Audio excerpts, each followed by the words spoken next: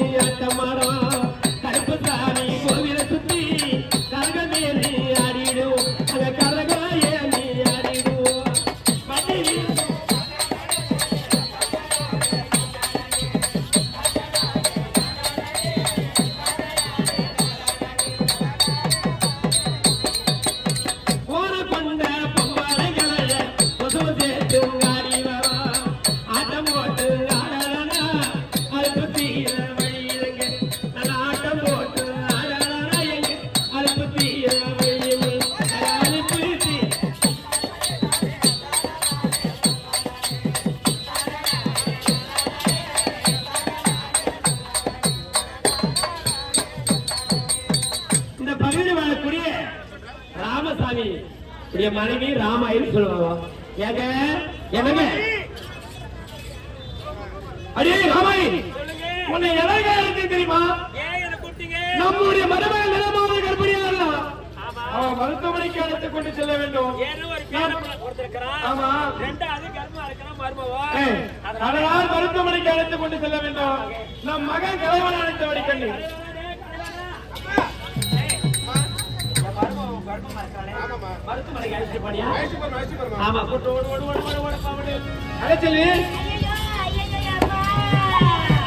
அடி அம்மா மாறான் என்ன பெரிய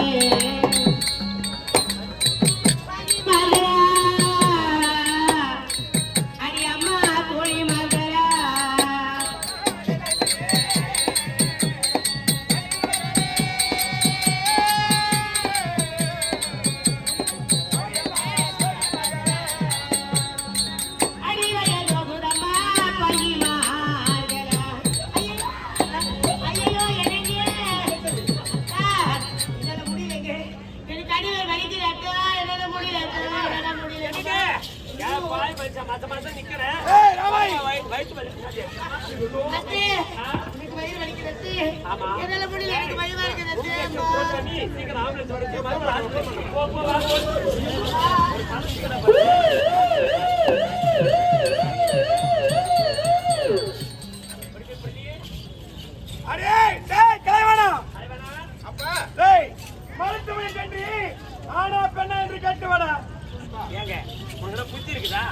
கர்ப்பத்திலே குழந்தை ஆனா பெண்ணை கட்டு எவ்வளவு சட்டப்படி குத்தம் தெரியுமா? அது மகா தவறு. வயிற்று கொஞ்சம் தாய் செய்ய நல்லா பிறந்தா அதுவே சந்தோஷம். இந்த மரம் அன்னைக்கு அந்த புச்சி போல கொடுக்குது. ஏண்டா குழந்தை பிறந்த பாரு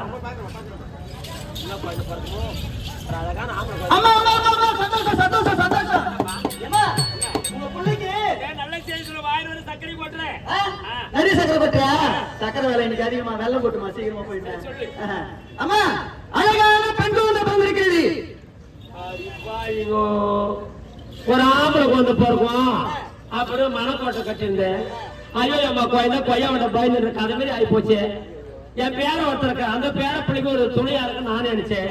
போய் பொம்பளை பொண்ணு பிறக்கணும், என்ன தாலியை வைத்த இருக்கு. இதெல்லாம் நடக்கட்டுங்க. வீட்டு வேலை அப்படியே இருக்குது. உன் மனைவி வீட்டுக்கு நீ வீட்டுக்கு போ போலாம். சில ஆண்டுகள் கழித்து என்ன நடக்குன்னு பார்ப்போம்.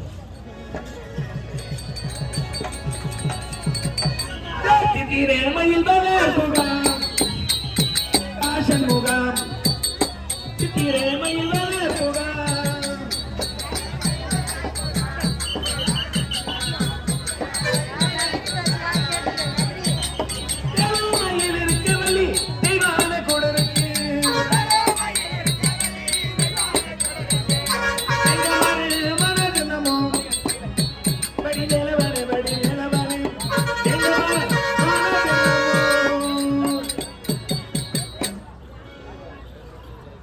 இந்த பகுதியில் தொடக்கப்பள்ளி ஆசிரியை நான். பிள்ளைகளும் வந்திருக்கிறவங்க எனக்கு என்ன காணவில்லையே.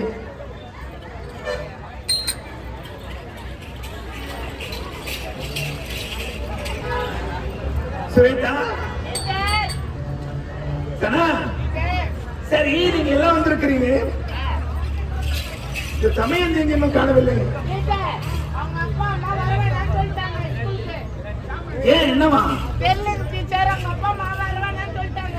தமிழ்ந்தி நல்லா படிக்கிற பொண்ணு, ஒரே ஒரு நாள் கூட பள்ளிக்கூடத்துக்கு லீவ் போட மாட்டான். சரி உடனே சரியில்லை என்னமோ. பக்கத்துல தான் உங்க வீடு. நான் வண்டியை போய் பார்த்துட்டு வரேன். கொடுத்துக்கிற பாடத்தெல்லாம் பொறுப்பா படிங்க, யாரும் சத்தம் போடாதீங்க. வாங்க.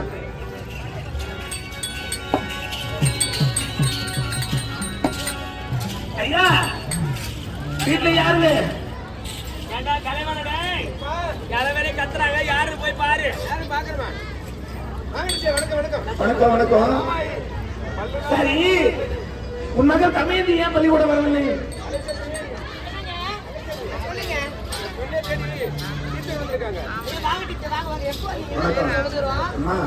நல்லா படிச்சு பொண்ணு, ஏன் உங்களுக்கு கூட ஒண்ணும் தெரியல? பெண் குழந்தை பெண் குழந்தை வீட்லயே வச்சிருக்கிறீ. தமிழ்ந்தி ஏன் பள்ளிக்கூடம் என்ன வரல? நான் எவ்வளவு சொல்லி பார்த்துட்டேன்.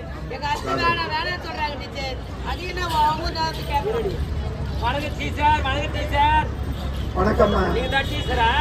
ஆமா. இது வேற பை ஒன்று எடுத்து வண்டி ஒரு 8 ரூபாய் சுத்துறீங்களா? அம்மா நான் அதான் பெண் குழந்தை படிக்க கூடாதுன்னு பெண் குழந்தை வேலைக்கு அனுப்புறேன். ஏன் என்ன காரணம்? ஏன் படிக்க கூடாது? ஏமா காலகட்டத்தில் பொம்பளை குழந்தை படிச்சா என்னத்த பண்ண போகுது? காலகட்டத்தில் கல்யாணம் பண்ணா அது குழந்தை குட்டி பெற்றா அது வாழ்க்கை நல்லா இருக்கும். படிக்க வைக்கிறது படினா படிக்க சொல்லிப்பாங்க. எப்பவுமே பேசுறாங்க.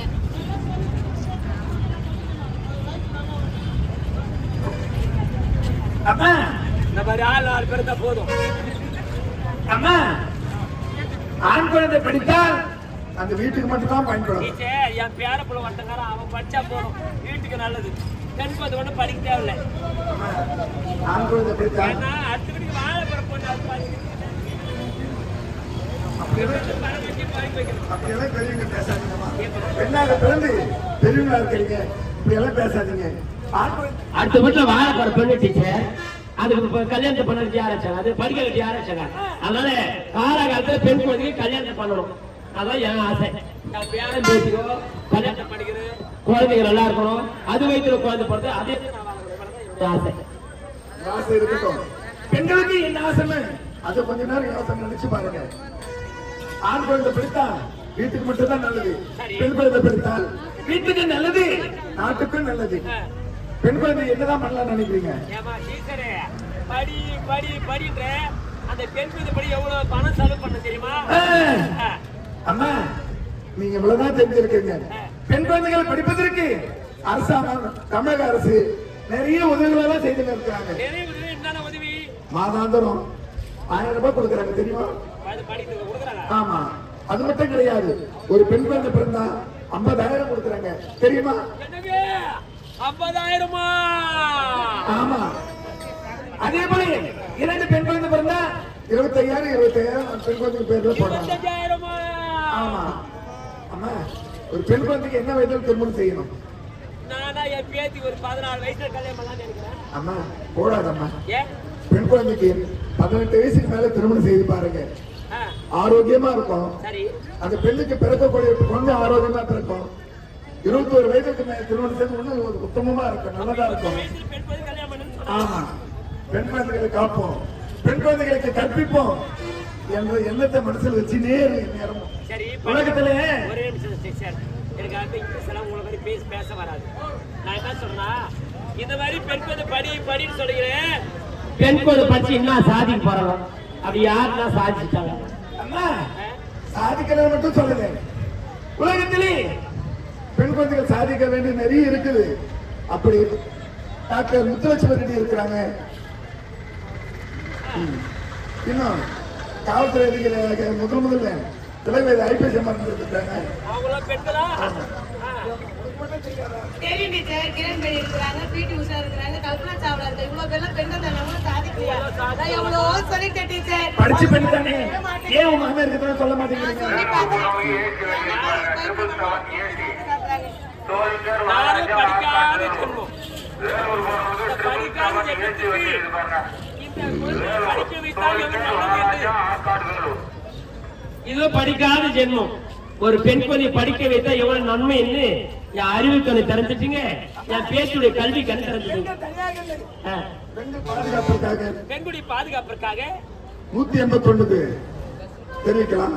பெண் குழந்தைகளுக்காக 180க்கு போன் பண்ணா அவங்க வந்து எந்த ஒரு பெண்களுக்கு எந்த ஒரு பெண் குழந்தை தனிமை நடந்து போகும்போது பெண்களுக்கு எந்த ஒரு ஆபத்தா இருந்தாலும் 181க்கு உடனே நீங்க தெரிவிச்சீங்கன்னா உங்களோட ஆபத்தை தீர்க்க ஓடி வருவாங்க.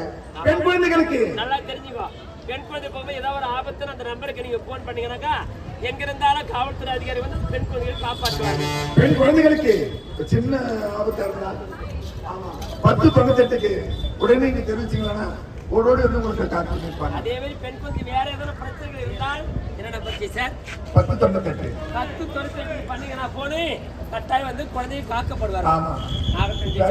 என் அறிவிக்கை தெரிஞ்சுக்கிறேன். ரொம்ப நன்றி தாய். பெண் குழந்தைகளை காப்போம், பெண் குழந்தையை காப்போம், பெண் குழந்தைகளுக்கு கற்பிப்போம். பெண் குழந்தையை கற்பிப்போம். ஆமா, டீச்சர் நல்ல வேளை நீங்க வந்தீங்க. பெண்களின் ஆசையின் கண்களாக பெண்கள் ஆட்சியின் கல்வி. நீங்க பொண்ணுக்கு நல்ல ஒரு வழி சொன்னீங்க, நிம்மதியா இருப்பீங்க. ரொம்ப நன்றி டீச்சர். மங்காமல் வளரும் சிங்கார நடனம் பெண்களுக்கு தனி உரிமை. என்னாலும் நாங்கள் இல்லாமல் எதற்கு உலகினிலே தனி பெருமை.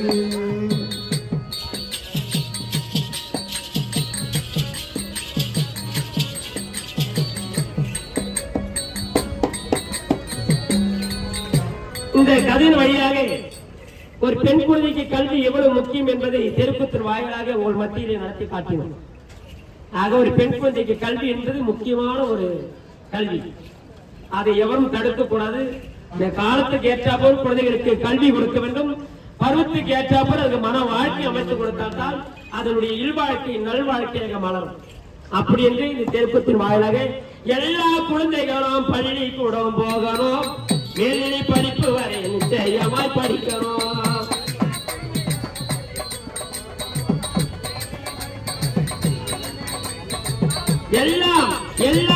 எல்லா குழந்தைகளும் பள்ளிக்கூடம் போகணும், மேல்நிலை படிப்பு செய்யமா.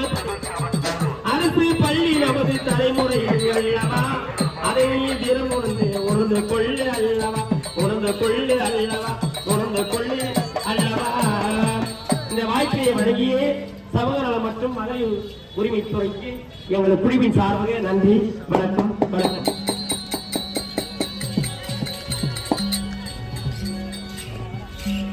இவ்வளவு நேரம் பார்த்து அனைவருக்கும் நன்றி, வணக்கம். குழந்தை திருமணம் மற்றும் குழந்தைகளுக்கு